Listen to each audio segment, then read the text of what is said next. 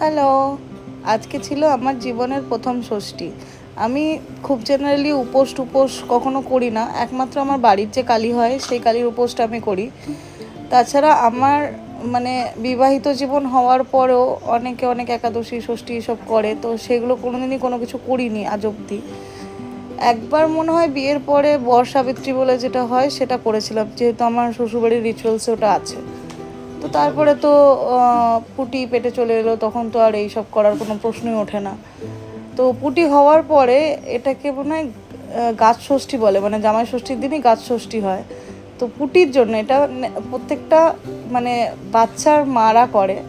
পুটির জন্য এটা আমার জীবনের প্রথম ষষ্ঠী। মানে এত এক্সাইটেড লাগলো ব্যাপারটা, মানে এত সুন্দর, মানে আমি আমার বাচ্চার জন্য কিছু করছি। এবার ব্যাপারটা হচ্ছে যে কত কিছু প্রবলেমস হয়, যেমন এই ষষ্ঠীটা করলে মানে ময়দা ছাড়া কিছু খাওয়া যায় না। আমার ময়দা খেলেই প্রবলেম হয় শারীরিকভাবে, কিন্তু তাও যে আজকে ওর জন্য করলাম আমার কিছু মনেই হলো না।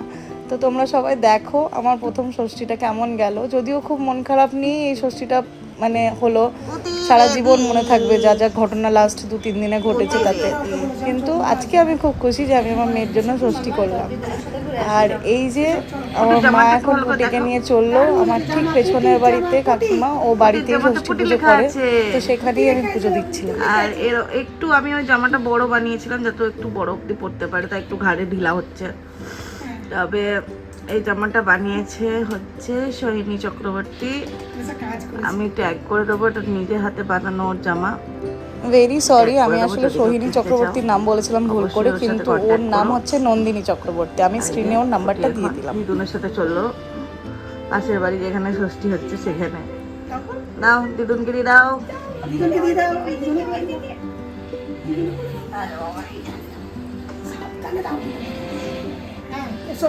দেখিয়ে দিই ঘোড়া, ও চেনটা আরো উঠবে, চেনটা আরো উঠবে।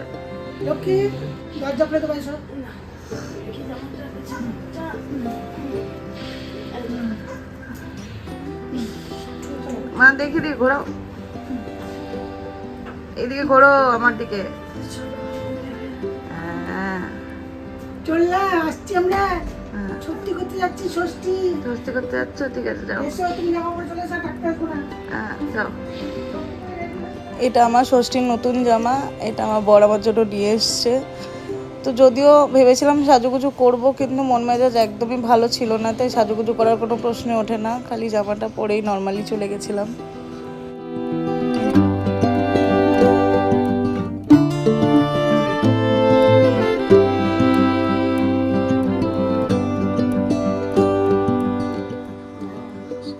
গরম লাগছে তো।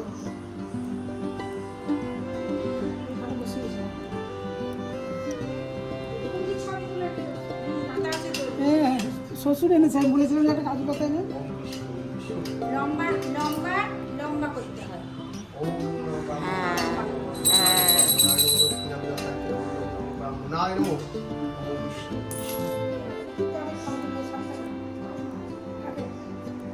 দিদাকে দিদাকে দেবো না, দিচ্ছি দিদাকে,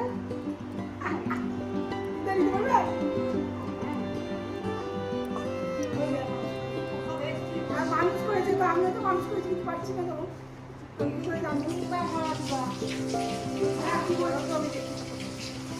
এখানে কাকিমা আমাকে বুঝিয়ে বুঝিয়ে দিচ্ছিল যে কী কী রিচুয়ালস করতে হবে, কিন্তু তখন শোনার পর আমি যথারীতি আবার ভুলে গেছিলাম। তো যখন আমি করছিলাম তখন কাকিমা আবার পাশ থেকে আমাকে সব বলে বলে দিচ্ছিল।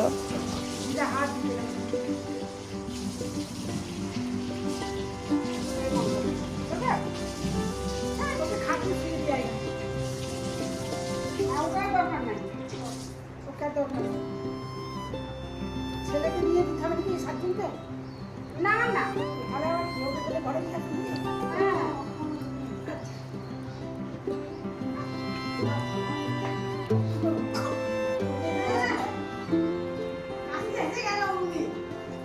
একটু জল খেয়ে যা।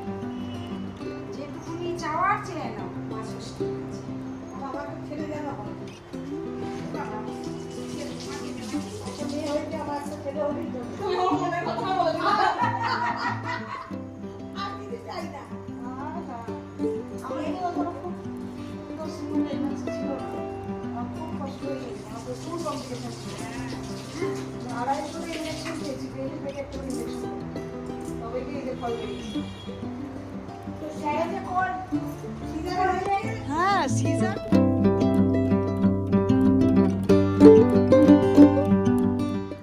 আমি এখন যেটা সবার হাতে দিচ্ছি এটাকে বাটো বলে। এটা আমি 7জন বিবাহিত মহিলাকে আমাকে এটা দিতে হয়েছে। কেন দিতে হয়েছে এত ডিটেলে জানি না, কিন্তু বেশ ভালো লাগলো। তো এখানে আমরা গুনে গুনে গুনে গুনে ফল তুলছিলাম, কারণ 7টা করে ফল দিতে হবে। আর এইভাবে আমার ষষ্ঠীটা আজকে কাটলো। মন খারাপ থাকলেও জীবনে তো এগিয়ে যেতেই হবে, চলতে হবে। তো সব কিছু ভুলে আমার জীবনের প্রথম আমার বাচ্চার জন্য ষষ্ঠী। তোমরা সবাই পুটিকে অনেক অনেক আশীর্বাদ করো, যাতে খুব ভালো থাকে, বড় মানুষ হয় এবং খুব ভালো মনের মানুষ হয়, কারোর যেন কোনোদিন ক্ষতি না করে, এইটুকুই। মানে ওর কিছু হোক না হোক, কারোর ক্ষতি না করে, এইটুকুই আশীর্বাদ করো ওর জন্য। আর সবাই খুব ভালো থেকো। সবাই জামাই ষষ্ঠীতে কেমনভাবে কী সাজলে, কীভাবে নিজের জামাই ষষ্ঠী কাটালে পারলে আমার কমেন্ট বক্সে একটা করে ছবি দিয়ে যেও।